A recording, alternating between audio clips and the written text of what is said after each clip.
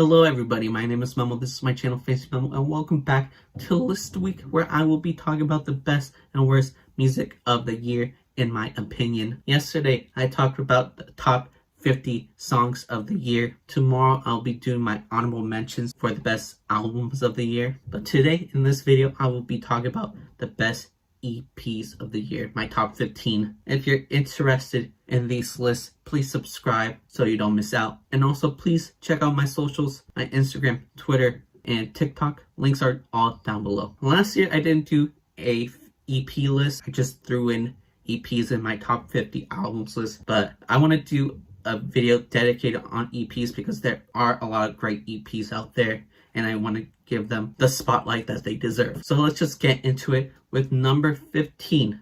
It goes to Gorillaz with Meanwhile EP. I'm a huge Gorillaz fan, and 2020 I was blessed with a lot of Gorillaz music, a lot of great singles. Saga Machine is an incredible album, and I expected Gorillaz to be quiet just because of how great their 2020 was, but they were nice enough to give us a little Meanwhile EP for the meantime. A lot of great tracks. There's a live track that is reggae inspired. Jimmy Jimmy is pretty good. I love the rapping on there. But the title track on this thing is so good. It could have easily been on Song Machine. It has everything you want from a Gorillaz track. A great 2D performance, a great feature performance, cartoony, quirky production. Very short EP, only 3 tracks. The 3 tracks are definitely quality tracks, so I recommend it. Next, at number 14, we have the latest EP released this year, and that is KAYTRANADA's Intimidated. I'm not proud of this, but this is my first time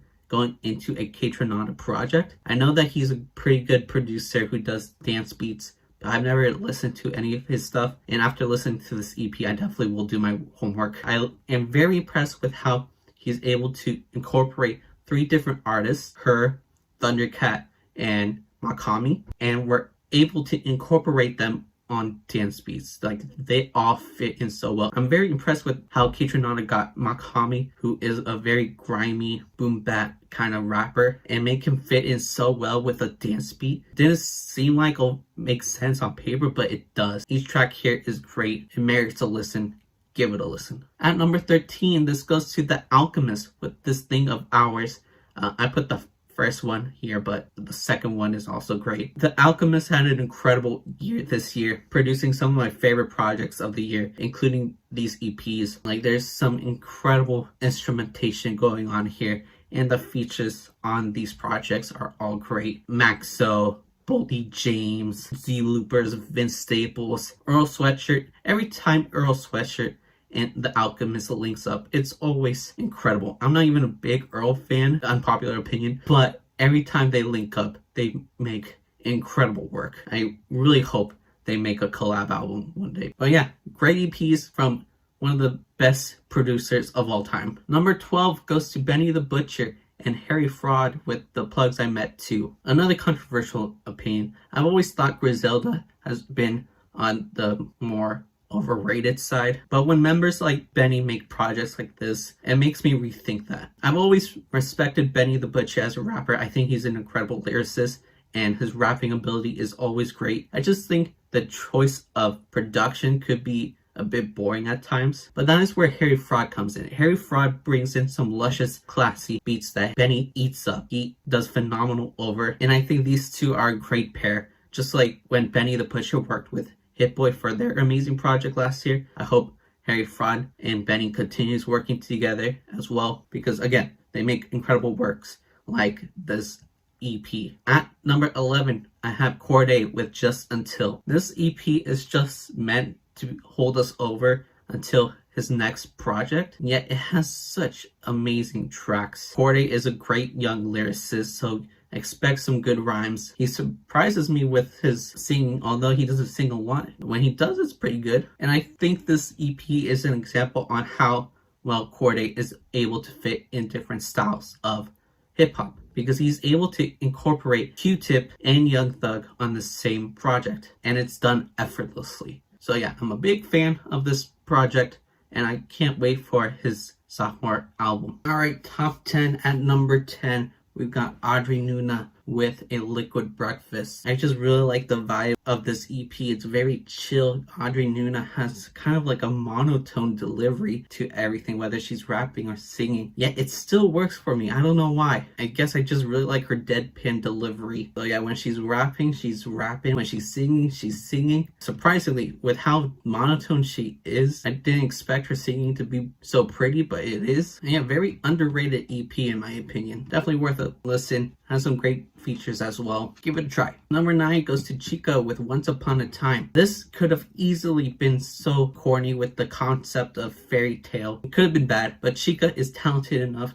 to incorporate the fairy tale theme, make references without being so in your face with it. And typically, I usually prefer Chica's singing rather than her rapping, but her rapping on this album is phenomenal. She has great breath control. It's an impressive EP. If another artist would have attempted to do something like this, it probably would have been so bad, but Chica is talented enough to make it work. Number 8 goes to Dev Lemons with Lemontopia. Dev Lemons is a TikToker who happens to have some talent. She has a great voice. This might be a very weird take, but it reminds me of Caliucci's. And just like her quirky personality, I love the quirky production on here. It's dreamy bedroom pop music that I thoroughly enjoy. I wish this project was a lot longer, and I'm excited to see what Dev Lemon continues to do with her career, because this EP is great. She dropped some amazing singles this year. I'm very curious on what's going to happen next. Number 7 goes to Luna Lee with Jams EP. This EP is filled with jams, the good kind. No off-brand smuckers. This is the real deal. This is basically just dreamy, atmospheric, spacey bedroom pop. These instrumentals are incredible, and she does everything. She produces and plays every instrument, whether it's the electric guitars, the keys, a harp, for crying out loud. She plays the harp. It's only 10 minutes. I wish she can make an entire hour-long album of music like this. This would be perfect for doing homework with. But yeah, this is very pretty, very beautiful. I'm a big fan. Number 6 goes to PinkPantheress with To Hell With It. I just love her vocals, although it's very low-key and minimal. It somehow pairs so well with the chaotic, messy production. It seems like there's always something going on in the production. It's so cluttered, and I like it. And then PinkPantheress comes in with these cute vocals, great melodies, great lyrics, and it all works. Somehow it all works. She's another artist that you should look out for. She's been blowing up because of TikTok, and I'm sure she's gonna have an amazing career if she continues making projects like this. Number 5 goes to Cosmo Pike with A Piper for Janet. I love how classy this EP sounds. The instrumentals are so jazzy and warm. Cosmo Pike's voice is so elegant. This album feels like snuggling with a blanket next to the fireplace and reading your favorite book with maybe a hot cocoa on the side. I don't even read, but it gives me that feeling somehow. From the production to the singing performance, everything is so beautiful. Definitely warrants a spot in the top 5. At number 4, I got Tkay Maidza's Last Year Was Weird Volume 3. I'm a huge fan of Last Year Was Weird Volume 2, and I'm a big fan of the 3rd installment to the series. Tkay Maidza still tries to incorporate all these different sounds and genres into the EP, but she does do a better job at trying to make a more cinematic and fulfilling experience for the listeners. Well, I do prefer the songs on Volume 2 a lot more. Volume 3 still has amazing moments, incredible bangers like Kim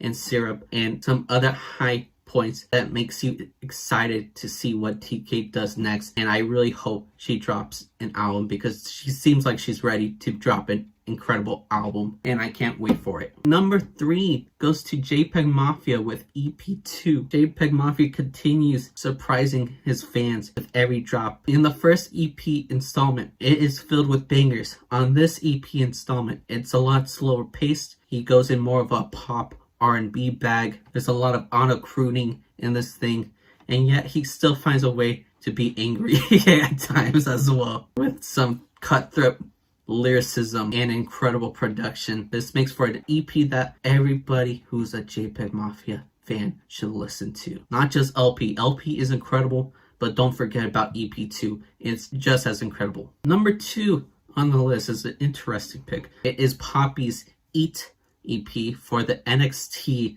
wrestling franchise. It's so crazy how a project meant for a corporation, meant for a bag, can be so good. If you've been following Poppy's whole career, you know that she started off with these weird videos and making pop music, and then she started doing some new metal and made an incredible album last year called I Disagree. We'll take all the aggressive elements from I Disagree and turn it up 10 times and you get Eat. There is no breathing room in this EP. It's just full on screaming aggression, headbanging the whole time. There is no place to rest. It is cutthroat. A couple of years ago, Poppy dropped one of my favorite EPs, Choke. It's an incredible project, and I think Eat is as good, if not better. I'm very impressed and very surprised on how well this turned out. But yeah, that's my number 2, and it's time for the number 1 EP of the year.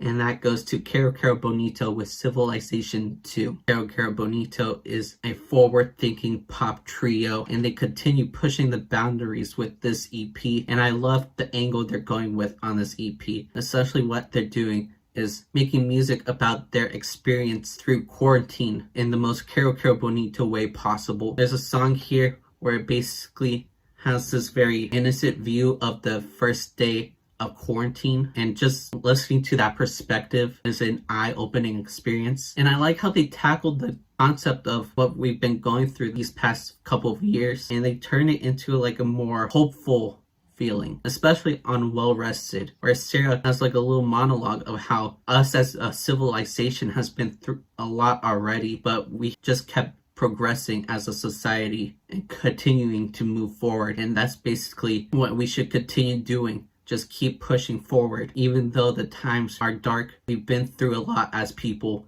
and we will continue going through a lot, but we will also continue thriving. So yeah, incredible tracks. Princess and the Clock is an amazing first single for this thing. Great production, great performances, and even greater lyricism. Very impressed with this project, and it definitely warrants my number 1 pick of the year. So yeah, that's it. That's my favorite EP of the year. Those are my top 15 EPs of the year. Let me know what you think in the comments, but yeah, I'm done here. So thank you guys for watching. If you liked the video, makes sense, right? Comment down below what is your favorite EP of the year. If you like music related content like this, please subscribe, since that is what I do here. And yeah, I'm done here. So thank you guys for watching. I love you guys. Goodbye.